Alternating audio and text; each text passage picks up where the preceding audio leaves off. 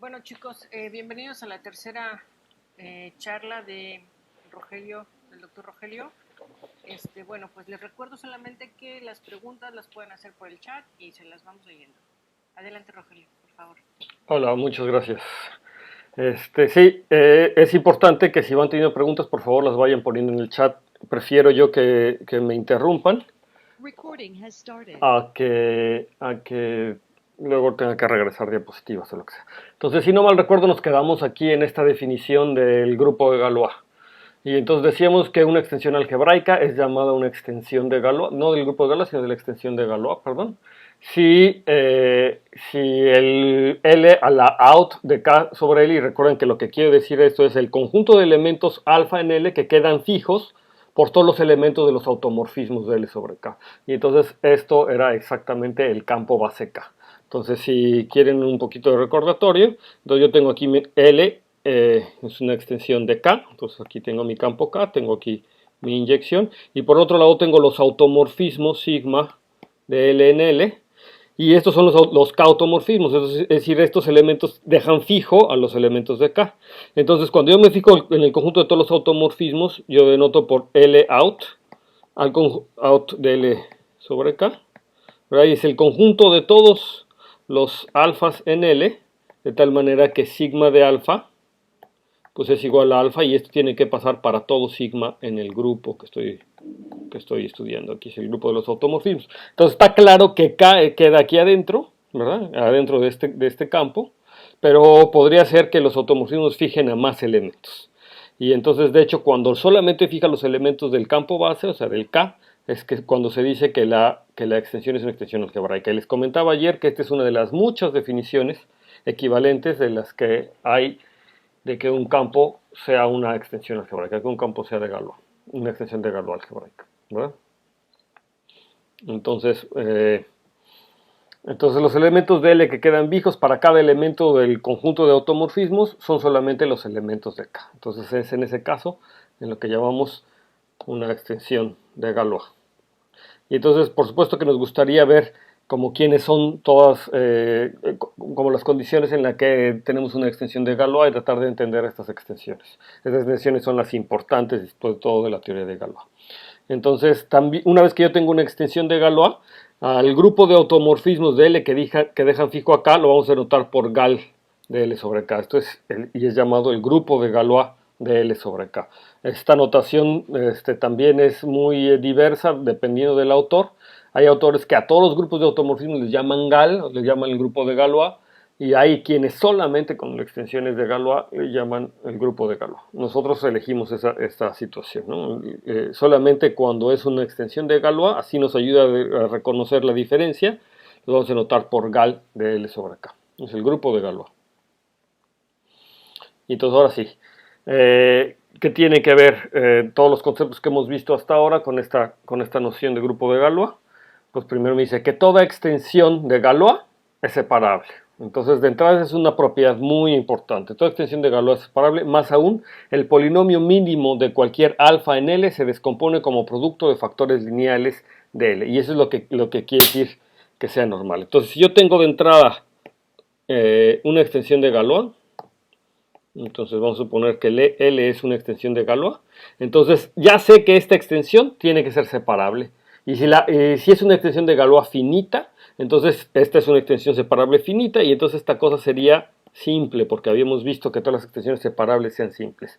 Y ahora, otra de las cosas más importantes es que el hecho de que sea separable implica que el polinomio mínimo de un elemento, en particular el elemento alfa, pues tiene todos sus factores distintos. Pero eso no quiere decir que necesariamente se factorice el polinomio mínimo aquí en L. Entonces posiblemente se factorice en una extensión más grande. La segunda parte importante de las extensiones de Galois, ¿verdad? Esta parte de las extensiones de Galois que es nuevamente importante, es que si es de Galois, de hecho el polinomio mínimo se factoriza, ¿verdad? Se factoriza, descompone con producto de factores lineales en L. Y eso es una cosa que la llaman la normalidad de un campo. No es un vector, digo, un campo es normal si cumple esa propiedad. Que siempre que un polinomio reducible tenga una raíz ahí, entonces todas las raíces están ahí adentro. Y entonces eso lo que estoy diciendo es que si tengo una extensión de Galois, entonces esta extensión de Galois es separable por un lado y por otro lado es normal, ¿de acuerdo? Entonces, y de hecho esta es una caracterización de lo que son las extensiones de Galois en términos de la separabilidad y de la normalidad. Entonces vamos a ver algunos ejemplos. Entonces la cerradura separable es, por supuesto, es una extensión de Galois. Bueno, no sé si tan por supuesto, pero por supuesto que es separable. Y ver que es una extensión de Galois tampoco es tan difícil, porque lo que hay que ver básicamente es que, vamos a ponerlo así, yo tengo K de S y tengo K, ¿verdad? Esta es una extensión separable. Y para ver que el campo fijo, ¿verdad? Lo que me gustaría ver es que el campo fijo, vamos a llamarle G al grupo de Galois. Y entonces me gustaría ver que KSG es únicamente K. O sea, que los elementos que quedan fijos bajo K de S solamente son K, son los K. Y entonces esto no está tan difícil de verlo, al menos así como una idea que se los dejo, es que si me tomo un elemento aquí, ese elemento necesariamente es separable. Y como habíamos visto ayer, cualquier automorfismo de K de S tiene que mandar alfa a otra raíz de otro polinomio. Entonces, si alfa, digo, a raíz del mismo polinomio, del polinomio mínimo de alfa, ¿no? Si me tomo alfa, cualquier automorfismo de K de S me tiene que mandar esa alfa a otra raíz del mismo polinomio mínimo. Es lo que se llama, me lo manda un conjugado, ¿no? Entonces, lo que estaría pasando aquí es que si el alfa no está en K, el polinomio mínimo de alfa, por ser algebraico, es no trivial, es un polinomio de verdad. Y entonces tiene al menos otra raíz, ¿verdad? Entonces existe un conjugado, digamos, alfa 1, que es otra raíz. Y entonces yo digo que siempre puedo construir un automorfismo que me mande alfa a alfa 1, ¿sí? Que se va a poder extender a la cerradura algebraica. En particular lo podría construir de K de alfa a K de alfa 1. Entonces, de K de alfa a K de alfa 1, un automorfismo de K álgebras, o sea que me deja los elementos de K, es muy fácil porque como está generado por alfa, entonces lo único que tengo que decir a este cuate, pues lo mando a alfa 1 y entonces ya automáticamente me determino un K-automorfismo. Bueno, este K-automorfismo se extiende a la cerradura algebraica, trivialmente, ¿verdad? Porque tengo la inyección, se extiende a la cerradura algebraica, este que está aquí se inyecta. Entonces, por uno de los resultados que hemos visto, y yo tengo aquí la cerradura algebraica, digo la cerradura separable, que también es algebraica, bueno, yo puedo extender este para acá, ¿verdad? Y entonces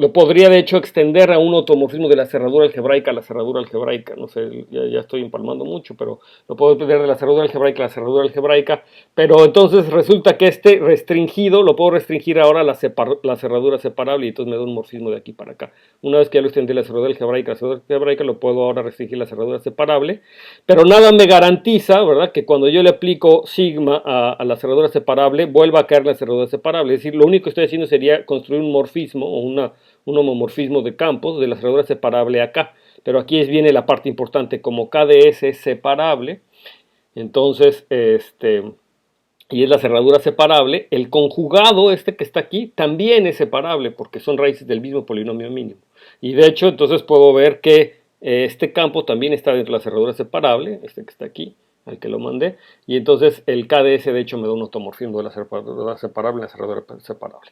Y entonces eso demostraría que en efecto es un automorfismo no trivial, es decir, que si tengo un elemento separable, cuando existe un automorfismo de KDS, que me manda ese elemento separable a alguno otro, ¿no?, al alfa 1, que es la otra raíz del mismo polinomio. Y entonces así estoy viendo que el grupo de automorfismos no fija a los elementos de KDS que no están en K, es decir, a los únicos que fija son los elementos de K. Y entonces eso demuestra que la cerradura separable es en efecto una extensión de Galois. Esta es la idea general. Por supuesto lo escribí aquí medio amontonado, pero ojalá les haya quedado la idea de cómo podría ir la demostración de este caso. Entonces, una noción importante que aparece en casi toda la aritmética es la noción del grupo de Galois absoluto de un campo. Entonces el grupo de Galois absoluto es ni más ni menos el grupo de Galois de la cerradura separable. Ya vimos que la cerradura separable es de Galois, entonces tenemos todo el derecho de fijarnos en el grupo de Galois de la cerradura separable. Y aquí este es un ejemplo de un grupo de Galois que es infinito, ¿sí? En general es infinito porque la cerradura separable se obtiene agregando todos los elementos separables de un campo. Entonces, ustedes pueden ver, por ejemplo, que en los racionales hay una infinidad de elementos separables y de hecho hay una infinidad de extensiones separables como es un campo de característica cero, ¿verdad? De hecho la cerradura separable de los racionales es igual a la cerradura algebraica de los racionales, ¿verdad? O sea, la cerradura separable de los racionales es igual a la cerradura algebraica de los racionales. Entonces es una extensión infinita. Entonces el grupo de Galois es un grupo de Galois infinito en este caso. ¿Sí? Entonces es lo que le estoy diciendo aquí. Cuando K es un campo perfecto, es decir, que toda extensión finita es separable, por ejemplo, cuando estoy en campos de característica cero, o bien los campos finitos, son ejemplos de campos perfectos, entonces yo tengo que la cerradura algebraica es la cerradura separable, ¿no? Y entonces en ese caso el grupo de Galois absoluto simplemente es el grupo de Galois de la cerradura algebraica. ¿Ok? Bien.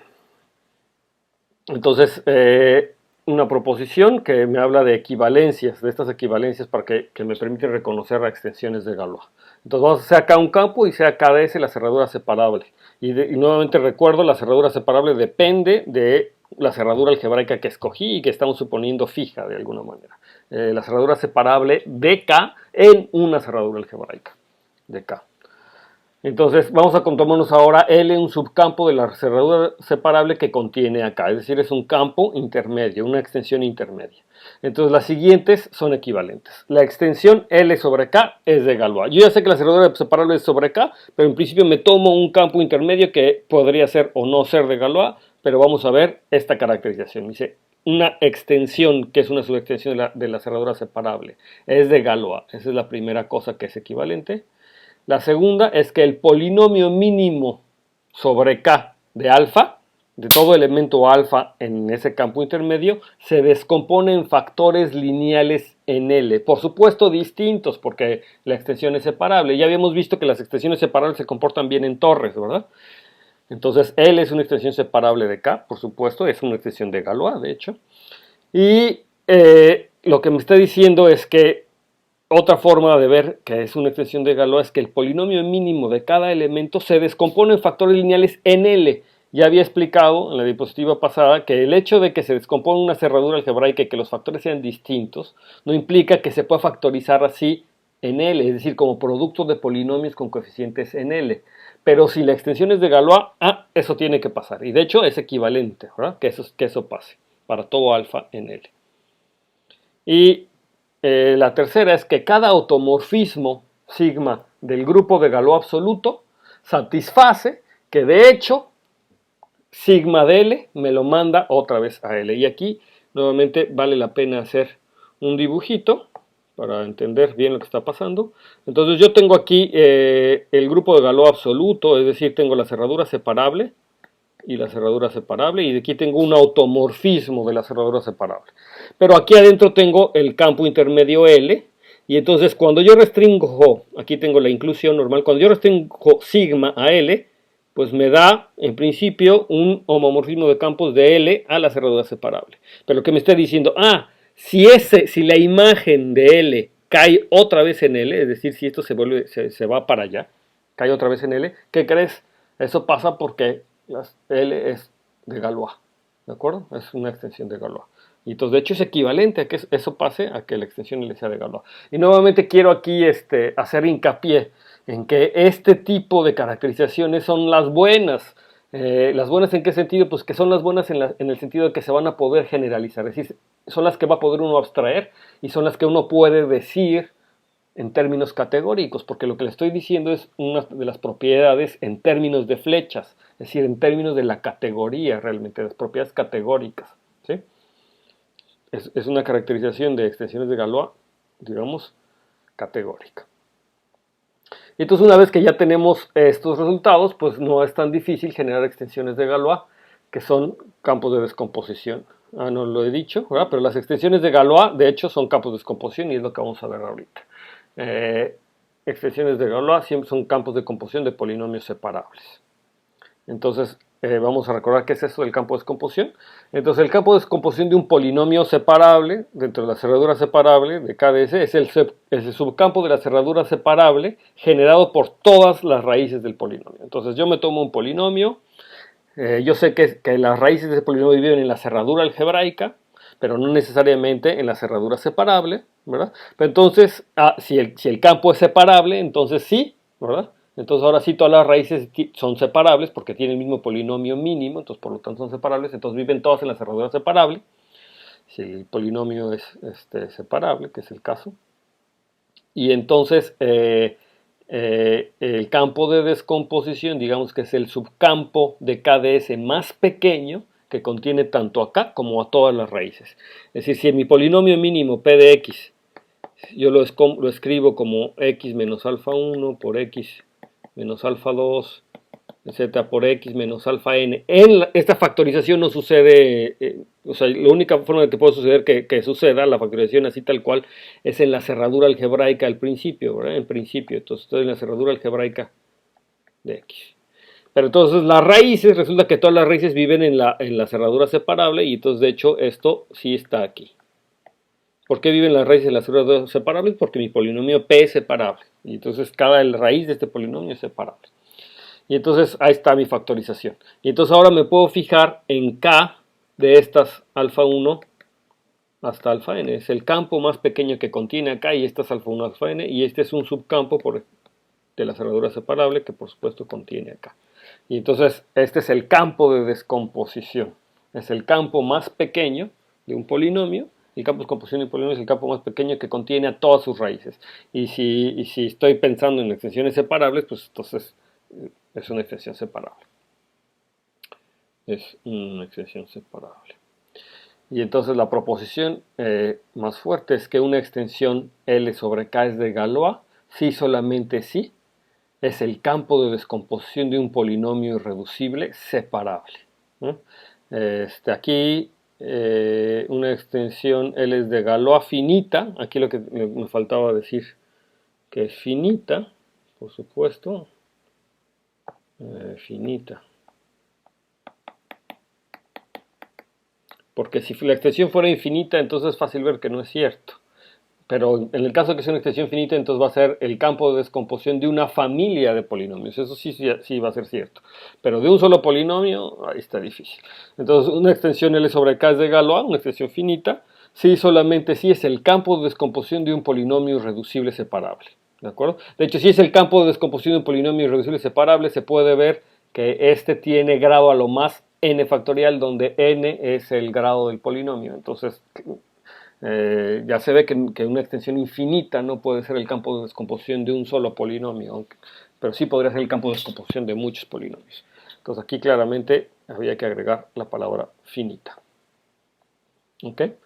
Entonces, fíjense, esta es otra caracterización muy bonita de extensiones de Galois en términos de las raíces de un polinomio. ¿Sí? Entonces tengo un polinomio separable, quiere decir que todas sus raíces son distintas, y entonces una extensión es de Galois si existe un polinomio separable e irreducible, donde ese campo es exactamente el campo de descomposición, ¿no? De hecho sí, solo sí, ¿no? Es una caracterización. Entonces las extensiones de Galois son las extensiones donde se factorizan los polinomios irreducibles. Está padre, ¿no? Entonces, eso me va a permitir entender, de hecho, la acción del grupo de Galois, al menos de extensiones finitas de Galois, como grupos de permutaciones, ¿verdad?, de las raíces, ¿no? Que es lo que va a pasar. Otra caracterización en términos del orden de la extensión finita, una extensión L sobre K es de Galois. Nuevamente estamos pensando en extensiones finitas. Si solamente si el orden del grupo de automorfismos de L de K es igual al grado de la extensión. Por supuesto aquí nuevamente finito. Estamos en el mundo finito. Entonces es una caracterización muy fácil también para ver si una extensión es de Galois. Entonces me fijo en la extensión, me fijo en el grupo de automorfismos, calculo su orden, es un grupo finito, y entonces me pregunto cuál es la relación de ese grupo de automorfismos con el grado de la extensión. Si son iguales, sorpresa, es una extensión de Galois. Entonces, estas son las caracterizaciones posiblemente más conocidas. De repente, los libros así definen una extensión de Galois, ¿no? Entonces, la observación es que el campo de descomposición L de un polinomio es de tal forma que la acción del grupo de los automorfismos se eleva en L permutando las raíces de polinomios, ¿no? Entonces, como les dije, si yo tengo un polinomio f y el polinomio se factoriza como x menos alfa 1, etcétera, hasta x menos alfa n, digamos, son todas las raíces distintas, aunque no sean distintas aquí, aunque no sea separable, entonces, ¿qué quiere decir? Pues el campo de descomposición, como ya vimos, es k de alfa 1 es k de alfa n. Entonces, si yo me tomo un automorfismo, sigma de este campo, entonces la pregunta es, ¿qué es lo que le está haciendo a las raíces? Pues ya vimos que si yo tengo aquí alfa 1, este tiene que ir necesariamente a otra raíz del mismo polinomio irreducible. Si f es irreducible, pues tiene que ir a otra raíz de este mismo polinomio. Si f no es irreducible, de todas las maneras el polinomio irreducible divide a f por las propiedades del polinomio mínimo. El polinomio mínimo de alfa 1 tiene que dividir a f, y entonces de todas maneras me la mandaría a otra raíz, alfa j, alguna otra. Entonces yo le llamaría alfa j.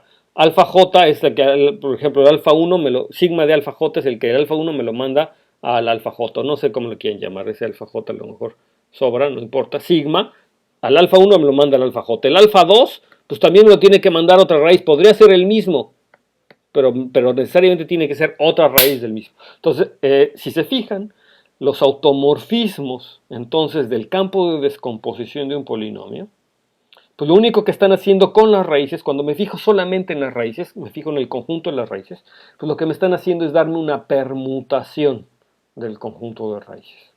Entonces voy a tener una inyección del grupo de Galois a las permutaciones. ¿Y cómo lo hago? Pues justamente a cada homomorfismo me fijo en la permutación que me determina en las raíces, ¿no? Si yo tengo un polinomio de grado n, el campo es un polinomio separable de grado n, entonces si yo me tomo el grupo de Galois de L sobre K, eso me induce una permutación de las raíces y entonces obtengo un elemento de Cn.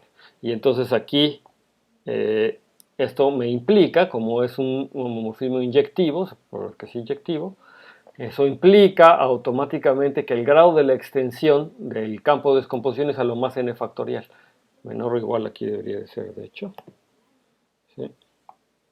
Aquí es menor o igual. Menor o igual, ¿no? Que n factorial.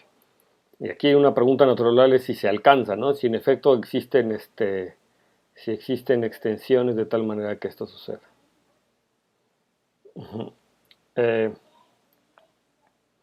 Entonces, si L sobre K es una extensión de Galois finita con grupo de Galois G, entonces el teorema principal me dice que yo puedo considerar estos dos conjuntos. Por un lado, puedo considerar el conjunto de extensiones intermedias, o sea, el conjunto de las M que están entre L y K, ¿no? De extensiones intermedias de L. O sea, L es una extensión de Galois finita y me fijo en las extensiones intermedias. Y por otro lado, me fijo déjenme borrar esto, no quería ponerlo con esto. Y por otro lado, me fijo en el conjunto de subgrupos H de G, ¿okay? Del grupo de Galois. Aquí G es el grupo de Galois de la extensión.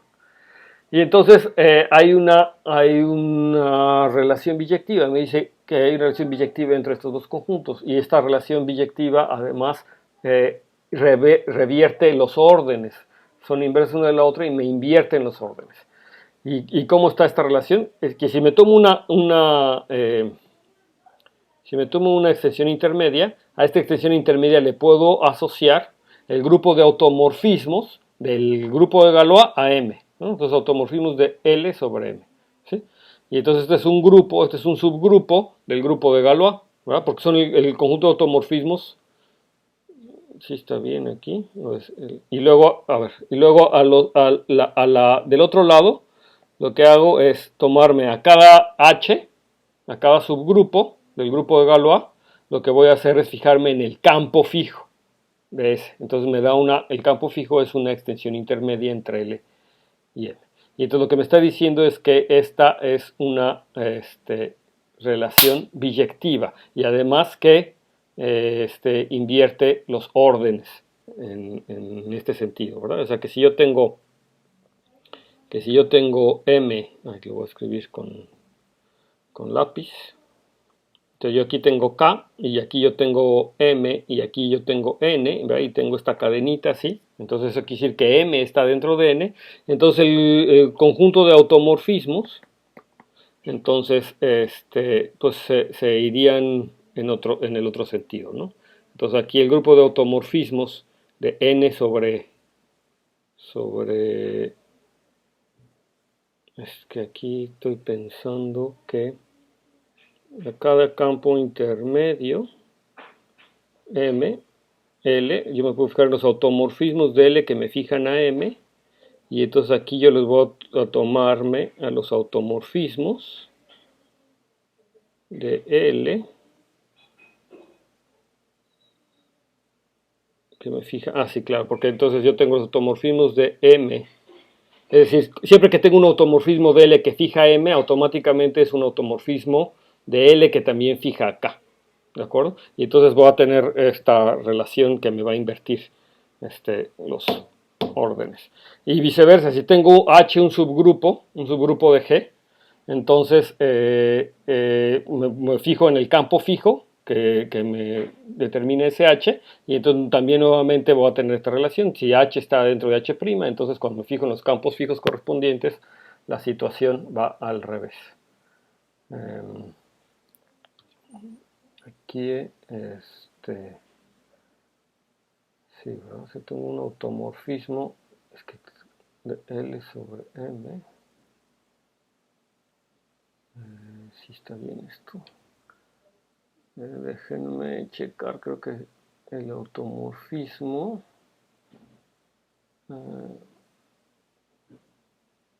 ahorita va a aparecer correctamente. A ver, si yo me tomo un campo intermedio, por supuesto que me puedo fijar en los automorfismos de L que me fijan a M.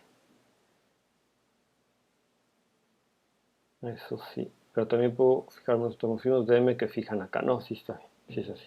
Ok. Y entonces lo que me dice esta otra parte es que la extensión L sobre L de H, ¿verdad? L sobre el campo fijo, siempre es una extensión de Galois. Siempre es una extensión de Galois. Y eso también es fácil más o menos de verlo calculando quiénes son los automorfismos, ¿no? y tomando esta propiedad. Esto no me quiere decir que la extensión L de H sobre K sea de Galois, pero sí, lo que sí puedo asegurar es que la extensión L sobre L de H siempre es una extensión de Galois. Y luego LH sobre K va a ser de Galois. Sí puedo saber en qué condiciones va a ser de Galois. Sí, solamente si H es un subgrupo normal de G. Y en este caso, lo que vamos a tener es que el grupo de Galois del campo fijo de H sobre K es ni más ni menos que isomorfo al grupo de Galois original, o sea, el grupo de Galois de L sobre K, entre el subgrupo H. Entonces hay una relación que me está diciendo cómo son, ¿verdad? Cómo son todos los grupos de Galois aquí, los grupos de Galois que intervienen en las distintas extensiones, ¿no? Y no necesariamente son de Galois, pero si el grupo H es un subgrupo normal de G, entonces en ese caso sí va a ser una extensión de Galois, la extensión del campo fijo sobre H. Entonces esto que estamos presentando aquí es una correspondencia de Galois. Es el primer ejemplo de lo que se entiende como correspondencia de Galois. Entonces, si se fijan, yo lo que tengo por un lado, tengo el mundo de las extensiones de campos, o sea, tengo el mundo de los campos finitos, ¿verdad? Y las extensiones de Galois, me tomo una extensión de Galois, y concretamente tengo el mundo o la categoría de subextensiones finitas de esa extensión de Galois, por un lado, y por otro lado tengo el mundo de los grupos. Y tengo los grupos, si yo fijo el grupo de Galois de la extensión, tengo todos los subgrupos de ese grupo de Galois. Entonces son como dos mundos separados. Y la correspondencia de Galois me está diciendo, fíjate, tienes una biyección entre estos objetos. Es decir, tienes una forma de pasar de cada extensión, estás pasando al otro mundo. Eso es lo que va a ser un funtor, ¿no? Yo tengo una extensión aquí y le voy a asociar un grupo a ese objeto. Y análogamente, cuando tengo un grupo del lado derecho, cuando tengo un grupo de este lado, este grupo le voy a asociar, a este grupo le voy a asociar un objeto de otro lado del mundo. Pero esa correspondencia no es una correspondencia cualquiera, no nada más que le estés asociando, sino además respeta los órdenes. Es decir, en las extensiones intermedias yo las puedo ordenar por inclusión, ¿verdad? Y en los subcampos, y en los subgrupos del grupo de Galois, también los puedo ordenar por inclusión. Es un orden, es un conjunto con un orden, ambos son conjuntos con un orden. Y lo que me está diciendo es que estas biyecciones no nada más son biyecciones normales, sino respetan de alguna manera el orden, lo antirrespetan, es decir, voltean el orden, ¿verdad?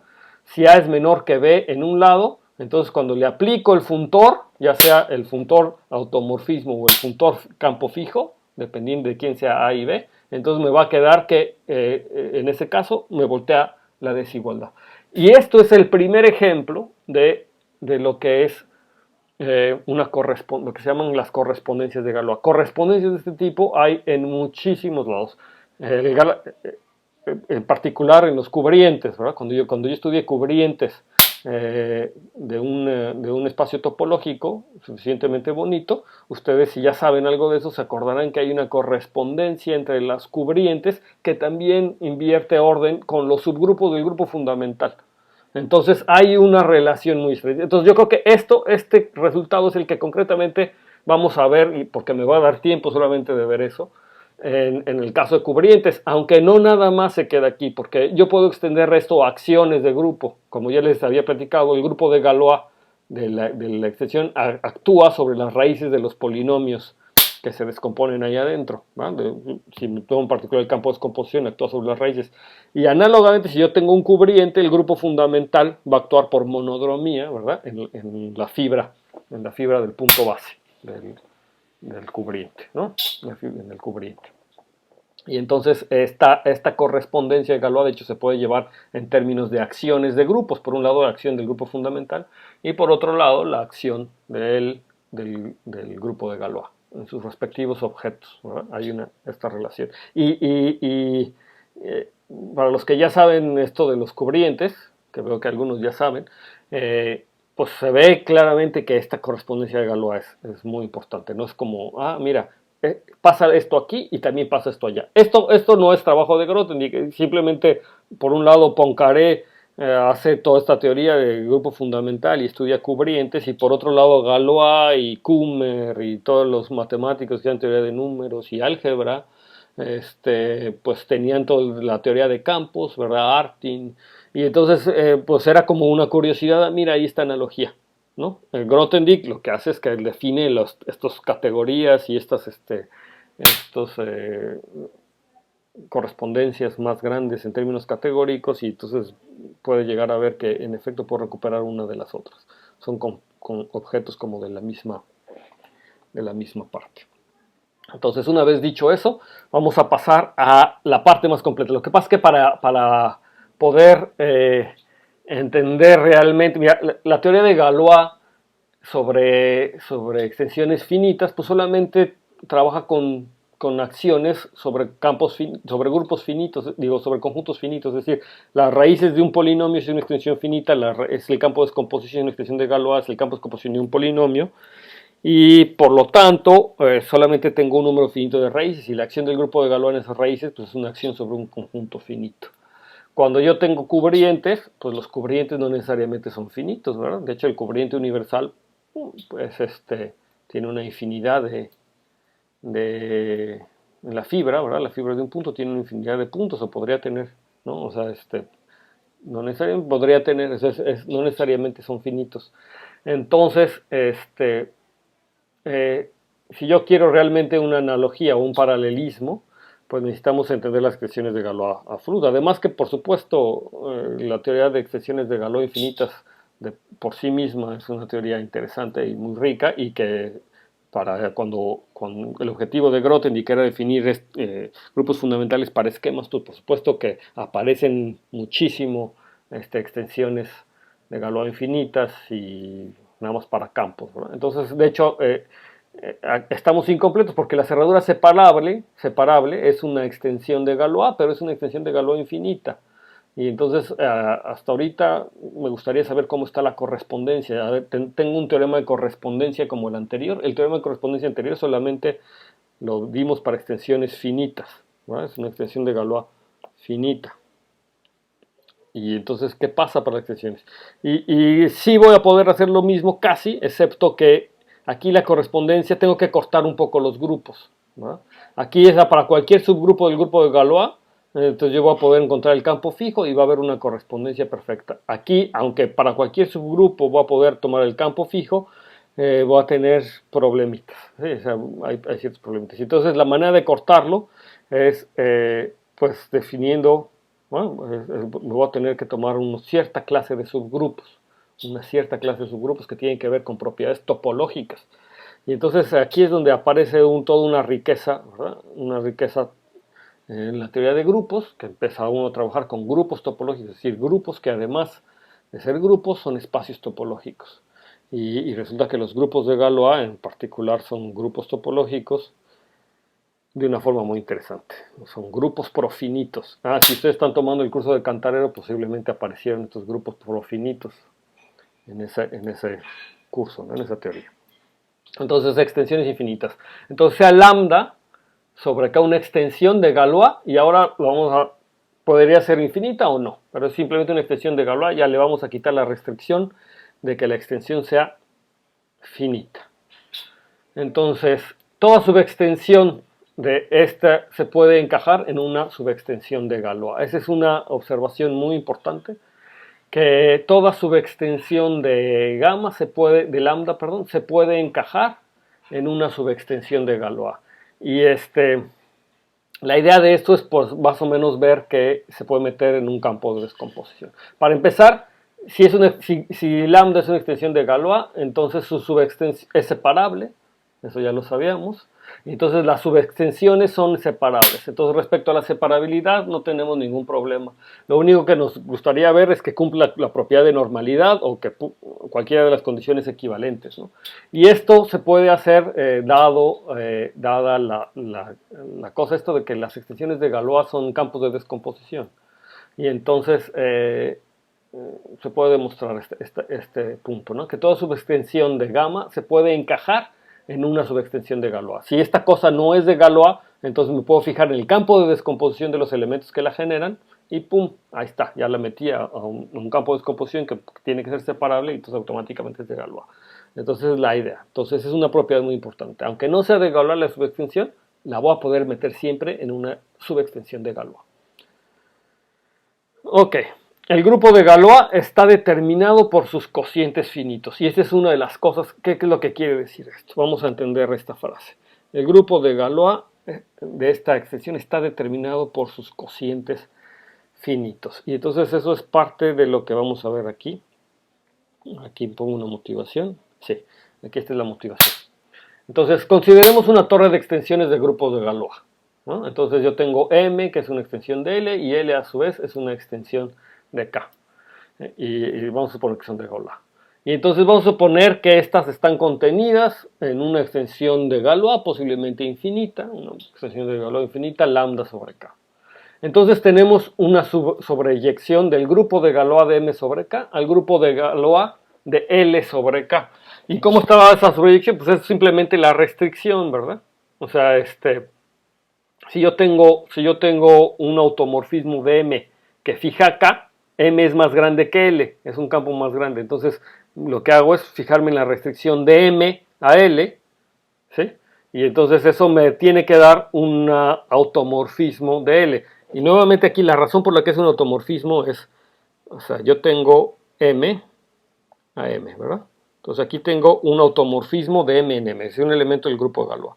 Yo tengo L aquí abajo y de aquí tengo L. Si yo restringo sigma a L, pues lo único que tengo en principio es un homomorfismo de campos de L a M. Pero como L es normal, o sea, como L es normal, entonces de hecho la imagen vuelve a ir a dar a L. Esa es una de las propiedades de las extensiones normales. Es decir, como es el campo de descomposición de un polinomio o de una familia de polinomios, entonces, y se descomponen ahí y las raíces van a dar raíces del mismo polinomio, entonces tiene que volver a ir a L forzosamente. Entonces, eso me determina un automorfismo de L, y por supuesto que fija acá, ¿no? Yo tengo acá abajo, ¿sí? Entonces, fíjense, entonces eso es algo muy importante, lo estamos entendiendo en forma de flechas. Entonces vamos a tomar el campo K está fijo. Entonces yo tengo aquí L adentro de M, entonces tengo esta flecha. Y entonces tengo ahora una flecha proyectiva del grupo de Galois de M al grupo de Galois de K. Al grupo de Galois de L, perdón. Me estoy olvidando un poquito de del K, justamente, porque como que lo importante es como la relación de orden que yo tengo entre estas cosas. Es decir, yo tengo una flecha que es una inyección entre L y M, y entonces eso me determina, cuando me fijo en el grupo de Galois, que es aplicarle como el funtor, ¿verdad? Cuando me determina una flecha, pero ahora que va en el sentido contrario, en G de M a G de L, que es el grupo de Galois de M sobre K al grupo de Galois de L sobre K, y esta es la restricción, ¿sí? La restricción. Y resulta, bueno, que esta flecha es suprayectiva. Aquí también es interesante, digo, ¿por qué si yo me tomo un automorfismo de L en L se va a poder levantar, ¿no? Porque es suprayectiva al grupo de Galois de M sobre K. Pues nuevamente es un argumento con el que les platiqué hace rato, ¿verdad? Tomar en cuenta que es de Galois, entonces el campo de composición en polinomio lo puedo extender a la extensión algebraica, puedo llevar este morfismo a la cerradura algebraica por una de las propiedades que vimos de extensiones algebraicas, ¿sí? Y luego, por el hecho de que es normal, entonces me determina un automorfismo en M cuando lo restringo a M. Entonces es un argumento como el que les di hace ratito, muy parecido, y entonces se puede demostrar que este es en efecto suprayectiva, ¿no? Entonces me determina esta surjección. Entonces es una cosa muy interesante, insisto, aquí lo importante de todo esto es esa situación.